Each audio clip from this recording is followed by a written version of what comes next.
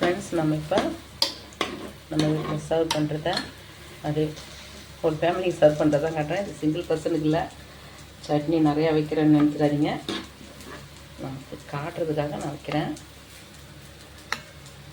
இது ஆறின பிறகு சாப்பிடுங்க, நல்ல டேஸ்ட்டாக இருக்கும். அப்புறம் மீதி இருந்தாலும் நீங்கள் காலையில் எழுந்து ஒரு தடவை சூடு பண்ணி வச்சுட்டிங்கன்னா ஃப்ரிட்ஜில் எடுத்து வைக்க வேண்டிய அவசியம் இல்லை. நல்லாவே இருக்கும். ஈவினிங் வந்து கூட நம்ம சாப்பிட்லாம். ஃப்ரிட்ஜில் வைக்க ஆசையாக இருந்தாலும் ஆறின பிறகு ஃப்ரிட்ஜில் வச்சு மறுபடியும் எடுத்து சூடு பண்ணணும்.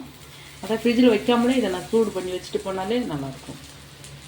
இது 2 நாளைக்கு ஈவினிங்கும் இதை சாப்பிட்லாம். Good evening friends. இன்றைக்கி நம்ம வீட்டில் கார சட்னி அல்லது பூண்டு சட்னி, இது எப்படி சொல்லுவாங்கன்னு எனக்கு தெரியல. நாங்கள் எங்கள் வீட்டில் குடும்பத்தில் கார சட்னின்னு தான் சொல்லுவோம். இது நான் காஞ்ச மிளகாயை நம்ம குடும்பத்துக்கு தேவையான அளவு இது நான் 2 டேஸுக்கு வச்சுக்குவேன். இந்த சட்னியை செஞ்சு இதை நம்ம ஊற வச்சு காஞ்ச மிளகாவை அரைக்கும்போது சட்டுன்னு நமக்கு மசிஞ்சிடும். மிக்சியில் அம்மியில் அரைச்சா இன்னும் டேஸ்ட்டாக இருக்கும். நம்ம பூண்டு தேவையான அளவு எடுத்துக்குங்க. தக்காளி நல்லா பழமாக எடுத்துக்குங்க. கொஞ்சம் கல்லுப்பு. தாளிக்கிறது பேசிக்கலாக தாளிக்க எண்ணெய், சமையல் எண்ணெய், கடுகு, கருவேப்பிலை, அவ்வளோதான். இந்த பூண்டு சட்னி அல்லது கார சட்னி நமக்கு மழை காலங்கள்லேயும் குளிர் நாட்கள்லேயும் இது கொஞ்சம் ஜீரணத்தை நமக்கு விரைவுபடுத்தும். நல்லாயிருக்கும், சிறப்பாக இருக்கும். நமக்கு கொஞ்சம் ஜலதோஷம், சளி, இருமல் இது மாதிரிலாம் இருக்குது, தும்மிக்கிட்டே இருக்கணுன்னாலும் இந்த சட்னி வச்சு ஒரு இட்லி 2 இட்லி நம்ம சாப்பிடும்போது நமக்கு அது கொஞ்சம் ஜலதோஷம் இதெல்லாம் கொஞ்சம் நமக்கு மட்டுப்படும், கம்மியாகும். ஜீரணமும் நல்லாயிருக்கும். குமட்டல் வந்துக்கிட்டே இருக்குன்றவங்க இந்த சட்னியை செஞ்சு ஊறுகாய் மாதிரி நாக்கில் வச்சுக்கணும். நிறையா சாப்பிடக்கூடாது. இது காரமாக இருந்தாலும் டேஸ்ட்டாக இருக்குதுன்னு நிறைய பேர் சாப்பிட்ருவாங்க. நிறைய சாப்பிடக்கூடாது. இதையும் அளவாக தான் சாப்பிட்ணும். இது கூட இன்னும் சில சட்னியோ சாம்பாரோ வச்சுக்கலாம். மெயினாக இதை சாப்பிட்ற நம்ம வச்சுக்கூடாது. இது மருந்து மாதிரி சாப்பிடக்கூடிய சட்னி. நம்ம குறைவாக தான் சட்னி சாப்பிட்றோன்னா இது ரொம்ப ஓகே தான். ஃப்ரெண்ட்ஸ், வாங்க நம்ம வீட்டில் இப்போ சட்னி செய்கிறத நான் உங்களோட சமைச்சிக்கிட்டே வீடியோ ஷேர் பண்ணுறேன். வாங்க ஃப்ரெண்ட்ஸ், நம்ம இதை கொஞ்சம் கொஞ்சமாக அரைச்சி எடுத்துக்கலாம். நல்ல மசிய உங்களுக்கு ஒட்டு மொத்தமாக போட்டு அரைக்கிற அளவுக்கு கம்மியான குவான்டிட்டியாக இருந்தால் நீங்கள் ஒரே தடவையில் போட்டு அரைச்சி எடுத்துக்கலாம். நான் இப்போ 2 தடவை அரைச்சிக்க போகிறேன். ஃப்ரெண்ட்ஸ், எண்ணெய் காஞ்சதும் நம்ம கடுகு போட்டுக்கலாம்.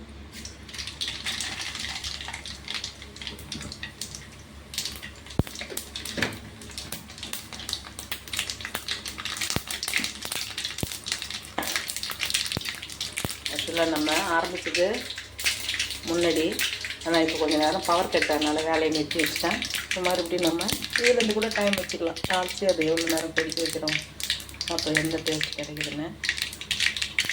இப்போ வந்து 5:35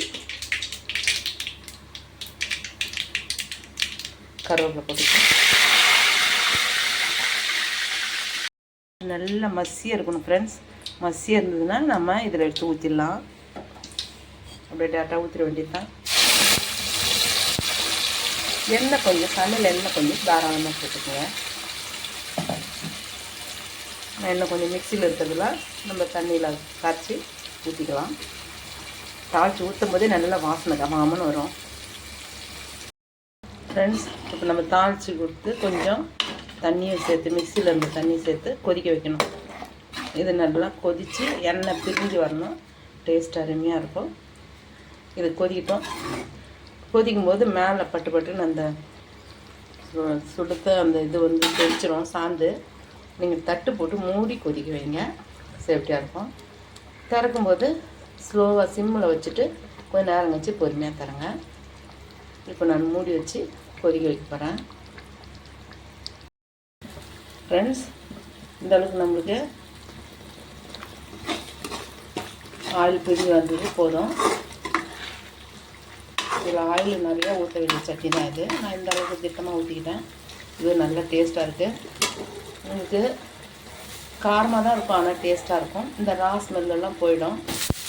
போன பிறகு நம்மளுக்கு நல்ல அருமையாக இருக்கும். இந்த சட்னியை நம்ம ஆற வச்சு சாப்பிட்றதுல தான் நல்ல டேஸ்ட்டு கூடும். டைம் பாருங்கள், 1/4. நான் கொஞ்சம் பொறுமையாக தான் செய்கிறேன். கரெக்டாக டைம் அப்சர்வேஷன் பண்ணிக்கல, பொறுமையாக தான் செய்கிறேன். இப்போ நான் அடுப்பை நிறுத்திடுறேன். நமக்கு கூடவே நைட்டு டிஃபனுக்கு கோதுமை தோசை தான் அரைச்சி ஊற்றிக்கிட்டே இருக்கேன். மஞ்சள் தூள் போட்டு சீரகம் போட்டு ஊற்றிக்கிட்டே இருக்கேன். இந்த கோதுமை தோசை செய்கிறது கூட நான் எவ்வளோ டக்குன்னு செய்யலான்னு ஒரு வீடியோ போட்டிருக்கேன். அதுக்கும் டைம் போட்டிருக்கேன். அதை பாருங்கள், சாப்பிடுவாங்க ஃப்ரெண்ட்ஸ். சமைச்சும் பாருங்கள். நம்ம வீட்டில் இன்றைக்கி கார சட்னி தான்.